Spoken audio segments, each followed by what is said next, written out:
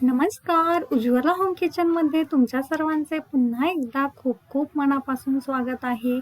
नेहमी एकाच प्रकारच्या भाज्या खाऊन जर कंटाळा आला असेल, तर ही अशी अगदी झटपट तयार होणारी, कमीत साहित्य वापरून तयार केलेला शेवगा मसाला नक्की एकदा ट्राय करा. तर त्यासाठी येथे पाव किलो शेवगा मी घेतलेला आहे. 7 ते 8 व्यक्तींसाठी आज आपण ही भाजी बनवणार आहोत. शेवगा छान अशी याची साल काढून कट करून घ्यायचं आहे आणि बाउलमध्ये टाकून यामध्ये पाणी टाकून ठेवायचं आहे.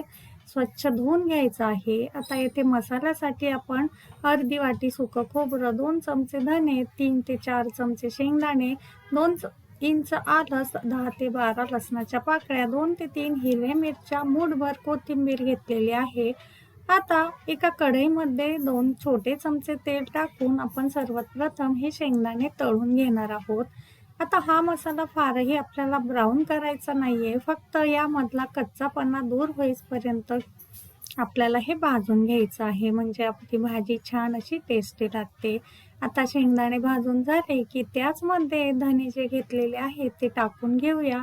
धण्यांचा छान असा सुगंध सुटायला लागला की आलं, लसूण, सुकं खोबरं, हिरव्या मिरच्या टाकून आपण 1 मिनिटभरासाठी भाजून घेणार आहोत.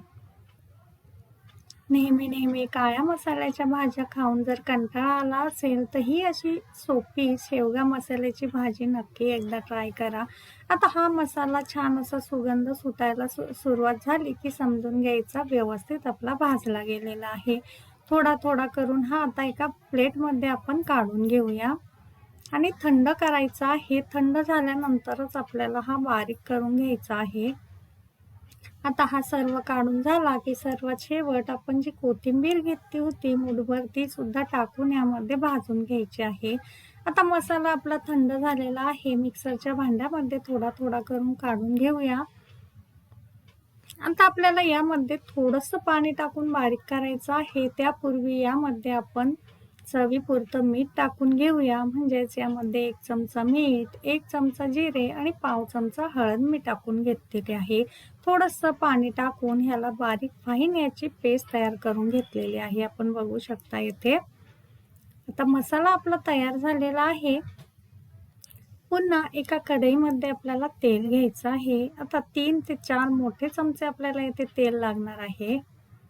आता आजची जी भाजी आहे आपण ती शेवगा न शिजवता किंवा न उकडता आपण न वाफवून घेता तयार करणार आहोत. त्यामुळे तेलामध्ये लगेचच या धुवून घेतलेल्या शेंगा टाकून थोडेसे पावडर मसाले टाकून घेतलेले आहे. आता पावडर मसाल्यामध्ये 2 चमचे लाल तिखट, 1 चमचा धना-जिरा पावडर, 1 चमचा गरम मसाला आणि 1 चमचा किचन किंग मसाला मी येथे टाकलेला आहे. आणि लगेचच आपण जी तयार करून घेतलेली पेस्ट आहे मसाल्याची, ती टाकून तेल सुटेपर्यंत फ्राय करून घ्यायचं आहे. आता आपण बघू शकतात शेंगा आपल्या छान अशा फ्राय झालेल्या आहे. यामध्ये आता आपण 1 ते 1.5 ग्लास गरम पाणी टाकून घेणार आहोत. आज आपण शेवगा मसाला तयार करत आहोत, त्यामुळे फारही पातळ किंवा रस्सा करायचा नाहीये. छान याची ग्रेव्ही आपल्याला करायची आहे. पाणी टाकून झालं की यावरती झाकण ठेवून द्यायचं आहे. 10 मिनिटं मंद आचेवर शिजू द्यायचं आहे.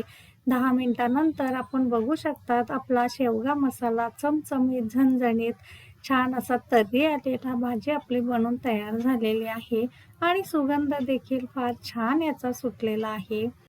तर नक्की ट्राय करा. हा शेवगा मसाला आवडला असेल तर चॅनलला लाईक, शेअर आणि सबस्क्राईब करा. धन्यवाद.